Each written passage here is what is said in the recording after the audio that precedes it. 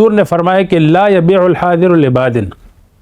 کہ کوئی شہری جو ہے وہ دیہاتی کے لیے بیع و شراء نہ کرے، بلکہ اس کو آنے دے، مارکیٹ میں بیچنے دے، وہ ظاہر ہے اس کو واپس بھی جانا ہے، اپنے بھاؤ پر وہ بیچ دے گا، اپنے دونوں رضامندی سے جو ہے وہ لوگ خرید لیں گے،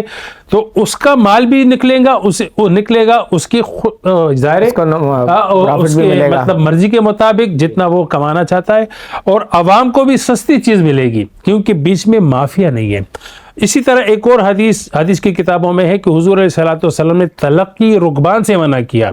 یعنی قافلے آ رہے ہیں، باہر سے مال آ رہے ہیں، یہ مافیا جاتی ہے، مافیا وہاں سے مال اٹھا کر لاتے ہیں، تو وہاں کچھ باؤ سے، یہاں اپنی مرضی کے باؤ سے۔ حضور نے فرمایا ایسے نہیں کرو، ان کو یہاں آنے دو تاکہ لوگ خود ہی جو ہے مالکان سے خریدیں۔